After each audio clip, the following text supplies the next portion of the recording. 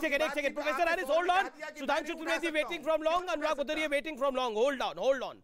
Rizwan Ahmed, a quick rebuttal. चलिए फुहारे पर बहस बाद में कर लेंगे।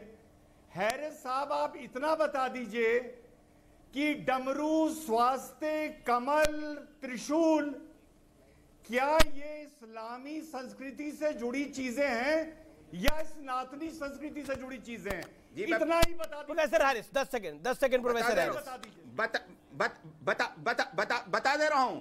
हिंदुस्तान के अंदर जो मुसलमान आए तो यहाँ की संस्कृति को इख्तियार किया। खुद कुतुब मीनार के अंदर, कमल के अंदर कलमा लिखा हुआ है। और खुद मैं बार बार कह चुका हूं कि अकबर ने भी जो अपने नवरत्न बनाए थे वो विक्रमादित्य की ने इससे पहले बनाया था, उसी की नक्काली की थी। मैं आपसे कह रहा हूं कि ये हिंदुस्तान हिंदू मुस्लिम संस्कृति का ये मिलन है और ये कोई गलत बात नहीं है। अगर वहां बताया जाए तो मूर्ति नहीं पाई जाएगी। एक बात और समझ लीजिए, अब आप इतनी देर तक समझाएंगे तो काम नहीं चलेगा। सुधांशु त्रिवेदी, देखिए, अभी जुनैद हैरिस साहब ने एक बात बोली कि ये संस्कृतियों का मिलन है। ये शब्द सबसे पहले किसने प्रयोग किया था? ये औरंगजेब के बड़े भाई दारा शिकोह ने, जिसने किताब लिखी थी मंजुमल बहरीन, दो समुद्रों का मिलन, और उसकी तो सर काट दी गई थी। दारा शिकोह के लिए तो मैंने किसी मुसलमान को खड़े नहीं देखा कि वो हमारा था। खड़े होते हैं औरंगजेब के लिए। और विष्णु जैन ने बिल्कुल सही बात कही, अरे भाई जांच करवा लीजिए, व्हाट इज द प्रॉब्लम?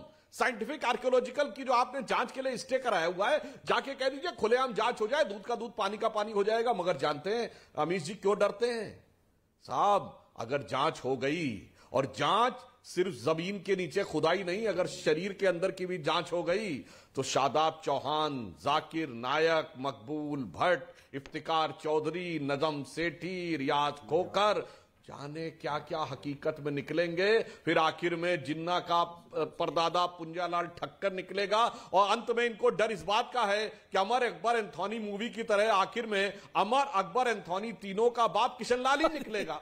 बस जांच से डर है, इसीलिए जमीन की भी और शरीर की भी जांच कर डर है। इसीलिए, वरना ईमानदारी खुलेआम जांच कराइए, दूध का दूध पानी का पानी होने दीजिए। अनुराग सुधांशु जी, आपको इतनी चिंता है मंदिर की, होनी भी चाहिए, क्योंकि आप भी हिंदू, हम भी हिंदू, हमें भी चिंता है।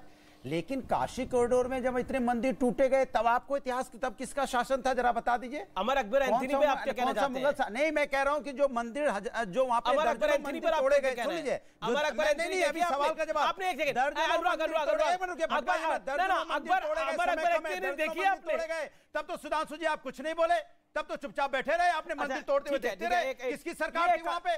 किसकी सरकार थी वहां पे? एक सेकंड, एक सवाल है मेरा, जवाब नहीं। कमाल है भाई सुधांशु जी, आपको बधाई। मंदिर टूटते रहे, आप सोते सोते देखते रहे। आप अफगानिस्तान चले गए, आप तालिबान चले गए, लेकिन वहां पे कॉरिडोर में मंदिर टूट रहे थे, आप चुप मारे बैठे हुए थे। आज आप फिर मैं अमर अकबर एंथोनी पे सवाल पूछूंगा। ओके सुधांशु, वैसे देखिए, भदौरिया जी के साथ एक आनंद आता है कि आप नृत्य शैली की डिबेट देखने का आनंद ले सकते हैं। क्यों नहीं बोला आपने? अब मैं बताता हूँ, देखिए वो मंदिर तोड़े नहीं गए थे, सुन लीजिए ना, 10 सेकंड सुन लीजिए, सम्मान पूर्वक किए गए। एक लाइन, और दूसरी लाइन, तालिबान मेरे दिल में है, आपके सांसद शफीकुर रहमान। आप ही कहते हो रोज सुबह शाम डिबेट में आते हैं तालिबान, पाकिस्तान, अफगानिस्तान, ईरान। बहुत बहुत शुक्रिया, बहुत बहुत शुक्रिया, बहुत बहुत शुक्रिया, बहुत बहुत शुक्रिया ऑल ऑडियंस, बहुत बहुत शुक्रिया आप तमाम। लेकिन आपने अमर अकबर एंथोनी पिक्चर देखी है अमिताभ बच्चन की? देखिए कि नहीं, अमिताभ बच्चन ने शिकूर विरोध करा, देखिए कि नहीं देखी? बता देता हूँ, सबका बाप एक ही निकला था, प्राण। लेकिन फिलहाल आर पार में इतना ही, और फिलहाल इस चर्चा को यही समाप्त करते हैं। लेकिन अगर सांच को आंच नहीं है तो जांच में दिक्कत क्यों है? और ये अमर अकबर एंथोनी का जो की चर्चा आई फिल्म के अंदर, वो इसलिए आई क्योंकि अंत में उस फिल्म में अमर अकबर एंथोनी का बाप एक ही आदमी निकला था, जो कि सच्चाई है। नमस्कार।